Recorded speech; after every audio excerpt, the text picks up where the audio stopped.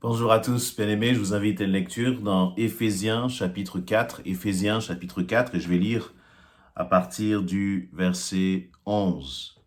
Il nous est dit, et c'est lui, donc en parlant de Jésus, c'est lui qui a donné les apôtres, les prophètes, les évangélistes, les pasteurs et les enseignants. C'est ainsi qu'il a rendu ceux qui lui appartiennent aptes à accomplir leur service, pour que se construise le corps du Christ.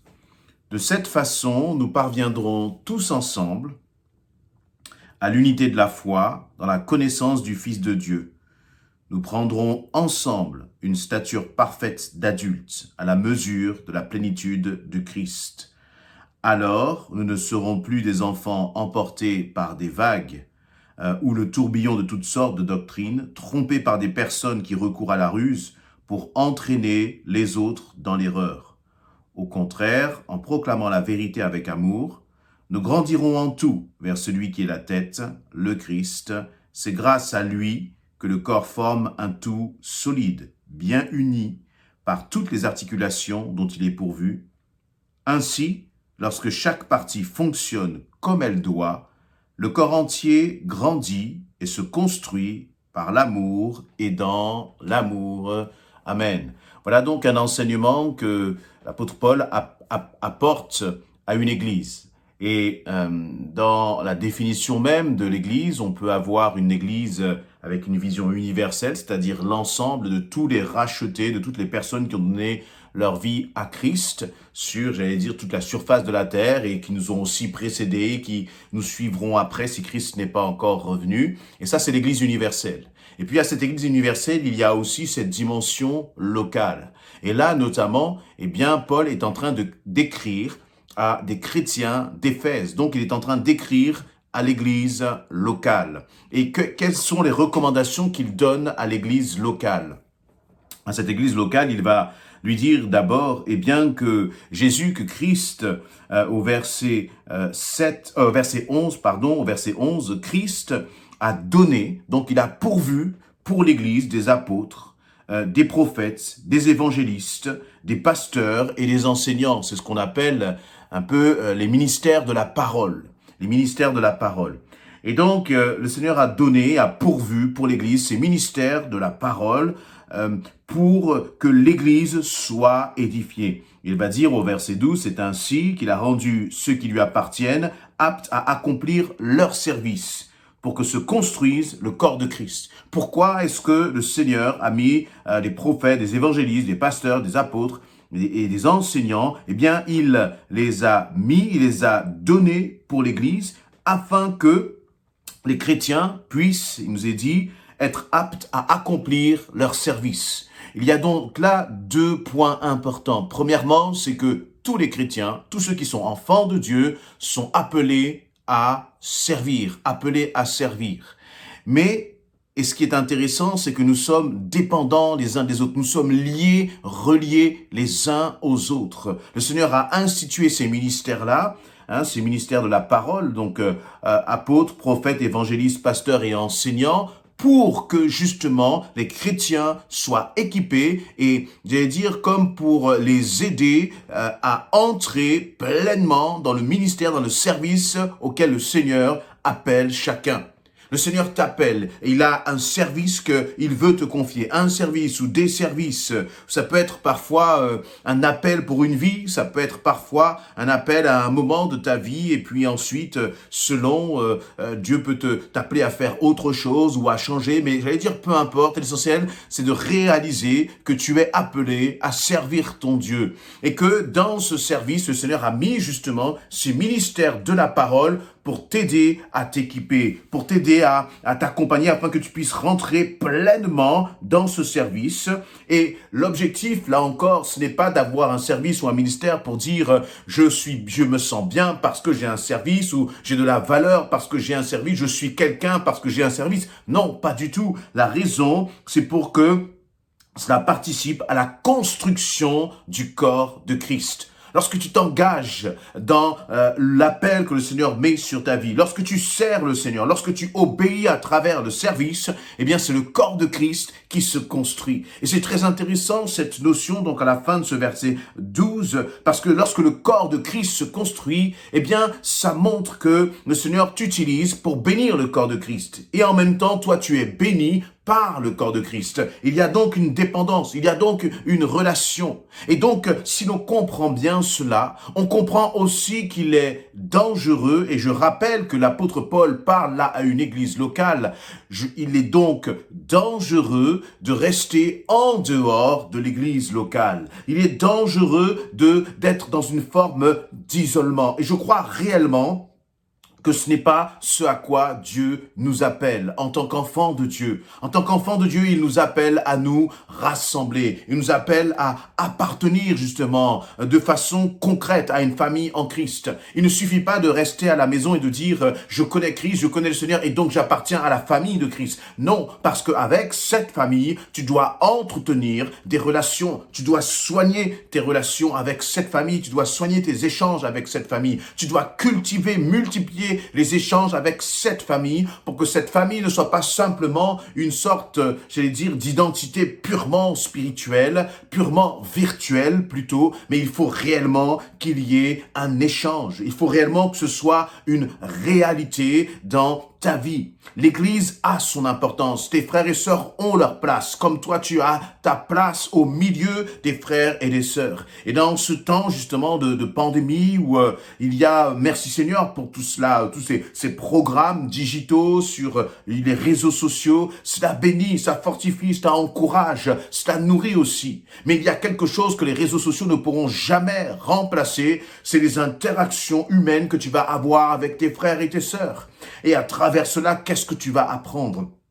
À travers les relations que tu vas avoir avec tes frères et tes sœurs en Christ, eh bien, tu vas apprendre l'humilité. Tu vas apprendre le pardon parce que parfois, il va se passer des choses qui ne te conviennent pas. Tu vas apprendre la patience. Tu vas apprendre l'amour, la compréhension, justement, la bienveillance à l'égard des autres. Et il y a tout un tas de valeurs chrétiennes que nous ne pouvons qu'apprendre au contact des autres. Et cela ne se passera jamais sur YouTube. C'est facile d'aimer les frères et les sœurs sur YouTube. C'est facile d'aimer ton pasteur sur YouTube. C'est facile d'aimer un prédicateur. Mais la réalité, c'est que tu ne peux pas le connaître si tu n'es pas en contact et en échange.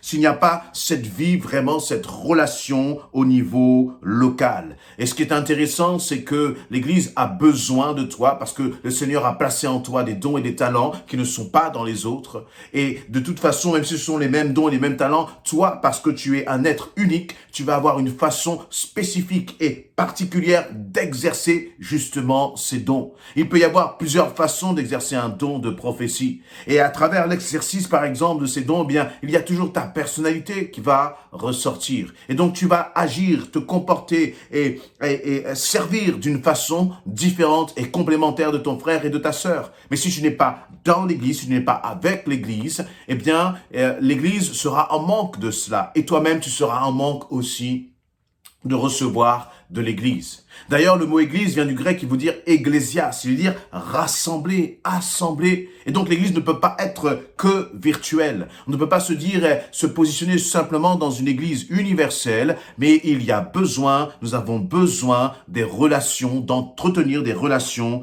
les uns avec les autres.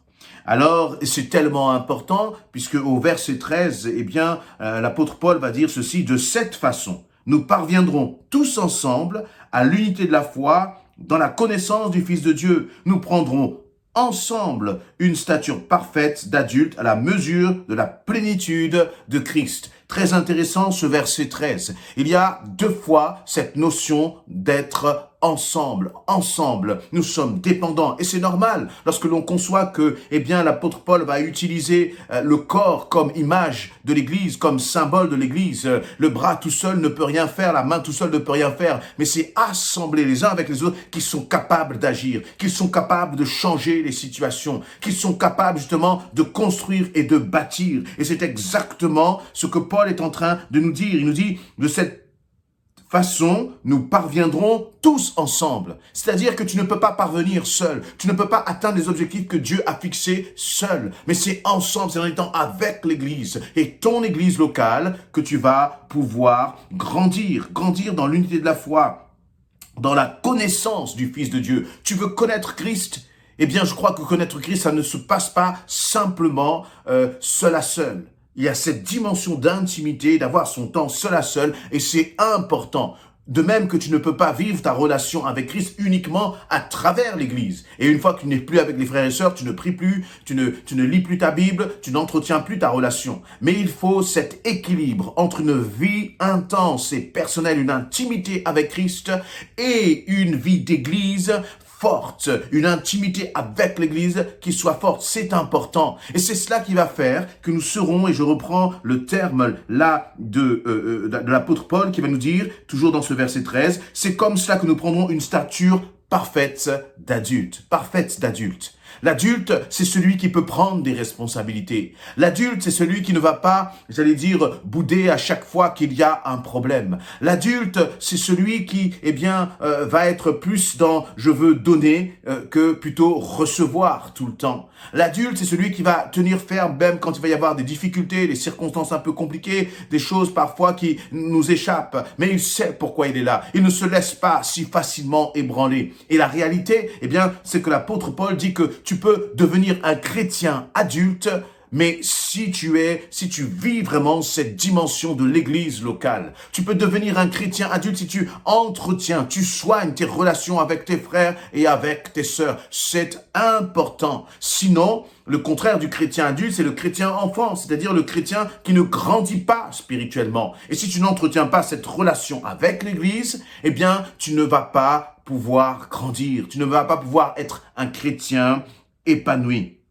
Un chrétien épanoui. Et d'ailleurs, le contraste apparaît au verset 14 où Paul va dire « Alors nous ne serons plus des enfants emportés par les vagues ou le tourbillon de toutes sortes de doctrines. » Donc là, il est en train d'exprimer très clairement le danger de ne pas être rattaché à une église locale. Le danger de ne pas vivre une relation forte avec son église locale, c'est d'être emporté par tout vent de doctrine. Et je crois que là, ça nous appelle à beaucoup d'humilité. Humilité parce que nous avons besoin de réaliser que nous avons besoin des autres. Nous avons besoin de notre église locale. Nous avons besoin de nos frères et sœurs en Christ. Parce que si nous ne réalisons pas cela, nous sommes en danger. Et en même temps, il est bon de réaliser aussi que nos frères et sœurs ont besoin de nous. Parce que c'est là que le Seigneur nous a placés. Avec des dons, des talents que le Seigneur a placés en nous. Pour bénir l'église. Pour participer à l'édification de l'église. Alors, tu as un rôle à jouer. Et peut-être que tu te trouves à un endroit où c'est difficile d'avoir une église locale. Peut-être que tu te trouves dans une sorte un peu, j'allais dire, de